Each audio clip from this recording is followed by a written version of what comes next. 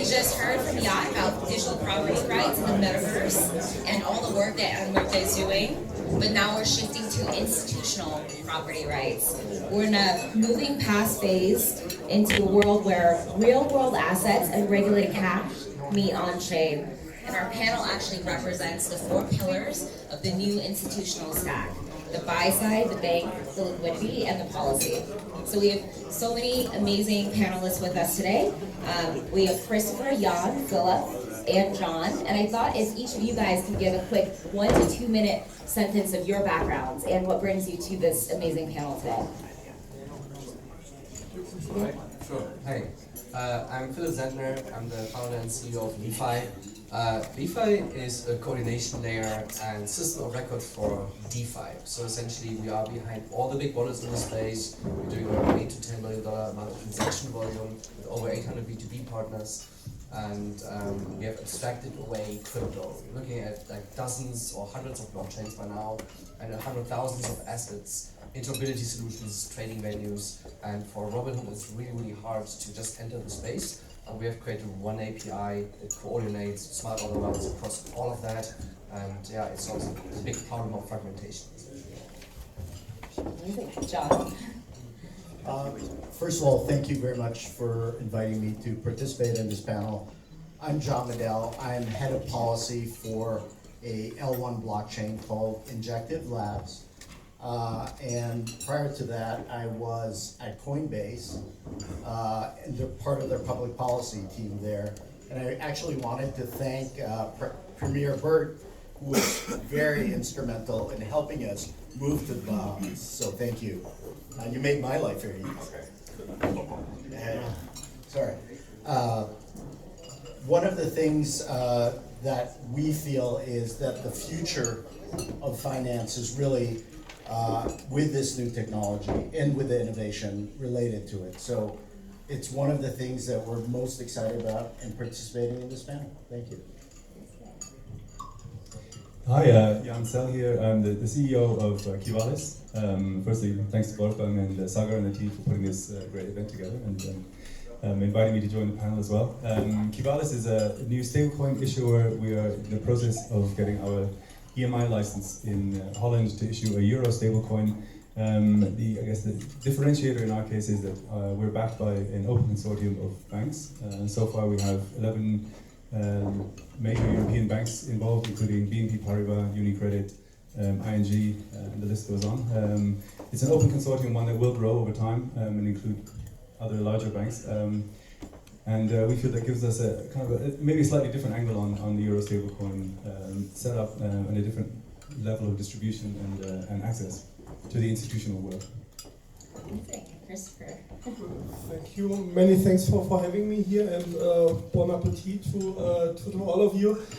Christoph Hock is my name. I have a number of hats on actually. So I'm head of tokenization, digital assets at Union Investment. We are a Germany-based asset manager, so buy-side firm. Additionally, I'm chairing the task force on tokenization of IFAMA, which is in the European buy-side collaboration, and on top of that, I'm part of ICMA Sport. ICMA is a big global bond trade association, and also DLT chair of ICMA. So, as you already can imagine, for me it's really important. I'm a big advocate of DLT, big advocate of digital assets, of cryptocurrencies, really to deliver the story to the financial market industry. I think we are in a massive disruptive environment, and it's not only DLT, but also AI and quantum computing, which will reshape financial markets over the next couple of years significantly. And important for us to make our investors ready and to make our institutions ready to be able to deliver not only today, but also in a few years' time best-in-class services to our investors.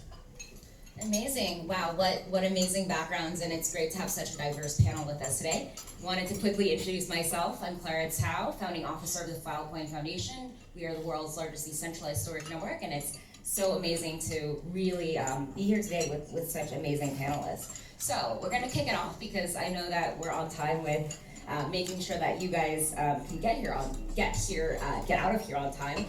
We've entered 2026 with tokenization, real-world assets reaching $100 billion barrier. We're no longer in the proof of concept phase. For each of you, what was the aha moment for the specific technical hurdle cleared in the last year that finally allowed your organizations to move from a testing sandbox phase to moving live and being able to test institutional capital on-chain? We'd love to hear from each of you, whoever wants to start first. Okay, I'll start on this. I do believe we are still in the proof of concept phase, actually. So what we are seeing is like these institutions figuring out how to do these things, right? They're knocking the doors of certain tokenization providers, which are either very institutionally focused or very DeFi-centric. I'll give you an example for a DeFi-centric one. So essentially, the question is, if everything is multi-chain, how do we issue assets in the first place? So the asset issuer becomes the messaging bridge that is the glue between different chains. So we have like layer 0, Axelar, Wormhole, Chainlink going into that. And here we see a bunch of equities being tokenized, famously securitized with Wormhole, for example. And then there are service providers that build on top of that. But then again, there are different philosophies on how things should work. And I'll give two examples here. Let's take three. One example is Robinhood. Robinhood said, all right, you want to be very close to the existing DeFi system, so they went with an Arbitrum L3. So it's kind of a very centralized system that plugs and settles onto a layer 2 blockchain and eventually is part of the bigger ecosystem. However, it's fully in control of Robinhood, it's permissioned, and Robinhood has the advantage, they have so much distribution power, like 28 million users, they can simply say, all right, we go into crypto, we want to own the full stack and capture value down to the blockchain, to the transaction fees. And so full vertical integration. Still, assets are discoverable. Now then, there's a second example where we have the Canton network, for example, where $900 million have been invested over the past 10 years. They're like, the best way to be private is to not share in the first place. So each bank that cooperates with Canton is having their own completely locked environment. You don't even have asset discovery, it's not even possible to dive into it, right? And here we make the arguments, actually banks are not that interested into a public open market. They want to retain their clients and onboard these clients themselves into crypto in their locked permission environment. Nothing changes. So they're very different philosophies and people are still figuring things out, and there are many elephants in the room that if you have a technical goggles on, they're like, these problems have not been solved. How is this supposed to scale actually? So for me, yeah, we'll sit here in a few years and talk about the very same thing, but it will have matured. No, that's great. Anyone feel like it's any sooner? We'd love to hear. I have a bit of a different view. I think we are actually in the middle of this digital transformation journey. Most recently, to some of our institutional investors, I've had a presentation and they were asking me exactly the same question. Are we already there, or is it something which will come in 3 years, in 5 years' time? You just mentioned Robinhood. So Robinhood has a market cap of close to $100 billion US dollars. So Robinhood is bigger than the combined Deutsche Börse and London Stock Exchange. When you take a Coinbase right now, Coinbase is also bigger than ICE, which is the owner of New York Stock Exchange. And now I ask you the question, are we in the middle of the transformation, or are we at the very beginning and this journey will just start? I guess people, they don't realize, I agree with you, the 100 billion in RWA, it's just a starting point, but my view is that we are currently at this point of the hockey stick where we will go fairly soon into exponential growth. So I'm a strong believer in 3 to 5 years' time, all traditional assets they will be tokenized. And I believe we don't talk about tokenized bonds, stocks, fund shares anymore, because tokenization will become the new normal. And it's quite funny that still in a digital world, at the moment, the physical global document sitting at the central depository is the typical format of securitization, and this doesn't fit into our digital world anymore. I think we have three big catalysts chasing this process. Point number one is regulation. Looking at our investor base, trust in our firms is a key element. So therefore, we clearly need the rails of regulation, and Trump, Anthony mentioned it, he was doing a fantastic job over the last 12 months by bringing Genius Act through, by now coming with Clarity Act, which will be the dominating topic in the US in 26. This was also a catalyst for us here in Europe to speed up. Second point from my perspective is digital cash. So we have here in Europe great regulation for stable coins in MiCA. We have a central bank with the ECB coming with wholesale CBDC Pontes stage 1 in September this year. We have a bank consortium working on tokenized deposits, or call them commercial bank money token, however you would like to phrase in this instrument. So that's the next big thing. And then we are working on standardization and to exactly avoid the individual silos. We have Canton network, we have regulated layer 1, part of SWIAT. So collaboration in the industry will be the next big thing to really chase tokenized assets. Yeah, and John or Jan, Sure. how are you guys feeling, policy side? Well, I would just add to Christoph's comment that there's also a bank consortium building a stablecoin, and that's the one that that I represent. We feel that the tokenized deposit might be a little bit further down the track, and we can get a stablecoin issued sooner than that. But along the same track of bank grade compliance and solid infrastructure that can bring us a certain amount of trust when you have a stablecoin issued with that background.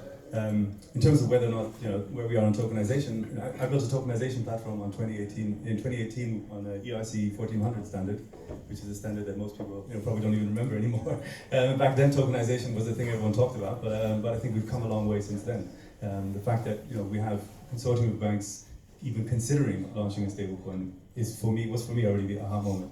I was talking to them, I've been talking to them since I guess March or so last year, and the more I had those conversations, that eventually led to my taking the role as CEO, the more I understood that these banks are actually serious about digital assets and digital asset strategy, even if they weren't as far yet. Some of them are further than others in terms of their, in terms of their setup and their strategy and how much they actually understand.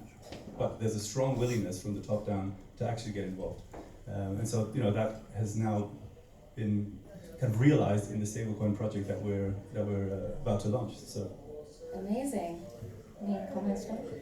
Yeah, I guess from my perspective, the aha moment came, in fact, when my leadership brought me in. The folks at Injective Labs brought me in about 4 months ago to lead this policy effort for them, because they understand that we will have to deal not only with the regulatory and political community, but also all the institutional clients that need that certainty that we can deliver products and services that they care about that will allow them to go on-chain as quickly as possible. So that for me is a sign that we are well into this process. So that's something I kind of continue to look forward to. The one thing I'll add to what Anthony said earlier is there is a little bit of a concern from my perspective that with the US Senate not being able to get clarity through this past month, we have a short window here that we have to get this done before the summer comes, before election season in the United States will derail all of this. And if his prediction that the House will flip come November, we may not ever see a market structure bill, which will leave us with the regulatory bodies, the SEC, the CFTC, and that will be our only potential avenue. The risk there is we will get such a politicized rulemaking process the next wave that will come in will attempt to reverse some of those. So that's not what we're looking for. What we're looking for is bipartisan agreement, a path forward for this industry that will not last not 2 years, but 5 years, 10 years down the road. The last point on this, I have to admit, I'm coming heavily from the DeFi side. So my comments in terms of how far along we are is like, are we talking about tokenization of stable of currencies? I'm totally with you. We are far down that road. When it comes to how can we make use of money markets, which are keeping liquidity on specific chains elsewhere, like not on Tempo, which is Stripes chain, not on Arc, which is Circle's chain, not on Robinhood chain. This is a different question, and there I believe there are many technical problems in terms of discoverability and other things that have to be solved. Just add on, so I agree from your angle, I just come from a different one. No, that was great. Well, you guys have heard it first and here. Different perspectives from, we're a few years away from DeFi really getting in there, to banks being really, really interested and open to talking, to Clarity on the Clarity Act to some degree in the US. So it's been wonderful to have you guys share your perspectives. So I wanted to move on to the next question, which is, liquidity thrives on openness and public chains, but institutional mandates require walled gardens and permissioned environments. So can we actually have global liquid on-chain markets if everyone's building their own private silos, or is the institutional stack future really a hybrid that finally solves these? So would love to hear about you guys. This is the ultimate trade-off for. This essentially describes the problem I was just mentioning. However, I do believe it's a very important first step for banks getting familiar with the technology, building up domain-specific knowledge around distributed ledgers and all of that. And at some point, there will be a few companies opening up, cooperating, going multi-chain, and connecting their silos. And once that happens, and there will be a lot of money, there's a lot of money that's being made there. Maybe because also tokenization in general has been progressed. Not only, when you talk about tokenization, we're talking about the successor of digitization. It's a logical next step. We're introducing state to value chains. So for that, you have to leave the banking sector and have to look at the technology and what digitization means. I could elaborate a bit longer as for that. But tokenization will be introduced into all kinds of value chains, not only in the financial market. And at some point, these worlds have to connect. There's a lot of money. And once that happens, these silos have to open up, and then again, in turn, regulatory constraints have to open up and change, and will change. That's my take on this. Any comments? Yeah, I think it's already something we are seeing right now. This opening up. So about 2-3 years ago, when asking leading investment banks, when asking regulators, do you prefer permissionless chains or permissioned private chains? The answer was private chains, because of this protection of the entire ecosystem. And I think today this has flipped completely. Best example from my perspective is Basel III SCO 60, where there were initially thoughts about having prohibitive capital charges for banks having, for example, tokenized bonds in their portfolios. And after long work of lobbying, this discussion now is gone, and I hope we will have regulators fairly soon coming with statements on this topic. So from a big picture perspective, we have to think about what is it what we want to change, and what are the benefits of DLT. And a key element is in the decentralization. So in today's financial world, we have an ecosystem which is based on centralism, and you have lots of monopolies, you have lots of oligopolies, regardless whether you look at trading platforms, regardless whether you look at central depositories. And I think really the choice for investors is, when looking at DLT, processes will be quicker going forward. We have a T0 settlement and not the T2 or T3 settlement anymore.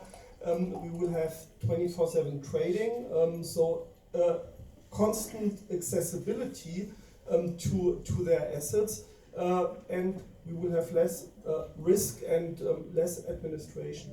And that's what we only can achieve, not by just making a copy-paste of today's oligopolies into a digital oligopoly world. We really have to go the decentral route, and therefore I'm a strong believer that permissionless chains will be the future, and collaboration of is it sell-side firms, is it also collaboration of buy-side firms or trading venues going forward will be key, because it's too expensive for each individual firm to build their own silo. So we need to collaborate and really to bring in a decentral way financial markets to the next level.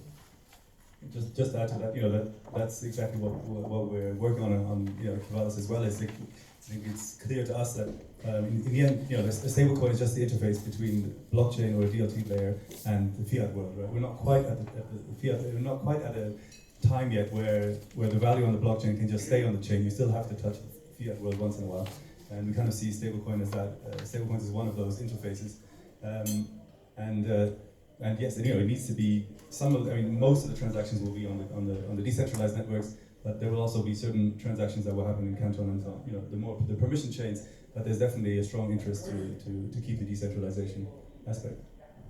Just a quick point from my perspective. Technology will always be much quicker than the regulatory environment, and the regulations will always be playing catch up. And part of the problem I see in this dynamics is I was on the road for 206 days last year. And the educational level, when we speak to the regulatory and political community, is very low. So whatever happens with clarity or whatever piece of legislation or regulatory rulemaking we'll see, the education must continue. And that's incumbent upon all of us on the stage and within this community to make sure we continue on that journey and that we're speaking with one voice as much as possible. Yeah, and to build off of that, with the full implementation of MiCA, Europe has already provided a clear rulebook for projects like Qivalis, which are already using to launch the Euro stablecoins. This is regulatory clarity, give the EU a permanent lead on-chain settlement, or are we just seeing liquidity migrate to jurisdictions that might be less strict but more flexible for DeFi innovation? So we'd love to kind of speed run through this question. I don't know if Jan or... Sure, I don't think there's ever a permanent lead when it comes to regulation. Europe had MiCA and the US came up with the Genius Act fairly quickly after that. So Europe had a small head start, and then the US have caught up.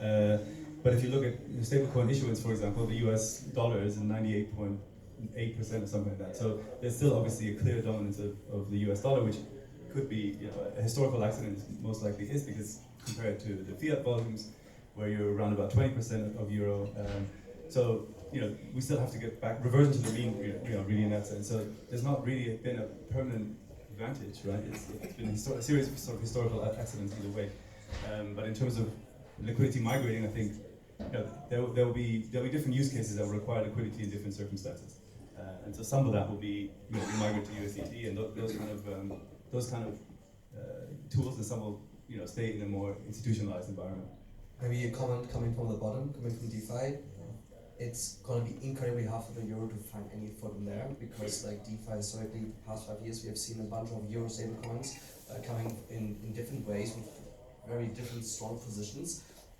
But everything within on-chain money markets is denominated in dollars. There is no chance. What I will say, there are a bunch of startups, because we also have like a few hundred, like I think around $300 packed stablecoins right now. There is a variety of companies working on stablecoin clearance. So algorithmic ability to settle across multiple stablecoins. So there might be room for multiple euro stablecoins as well, if there's enough money coming on chain. But the dollar is too dominant.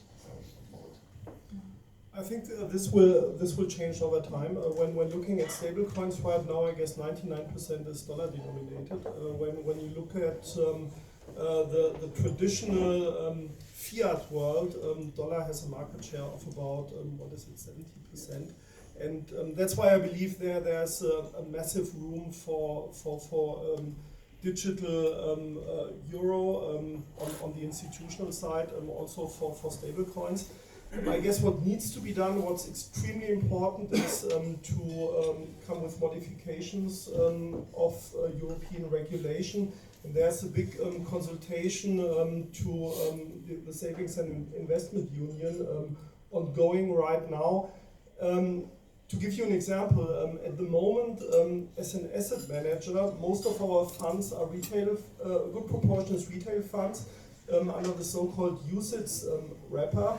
And making use of UCITS funds, we are not allowed to invest in MiCA instruments. What are MiCA instruments?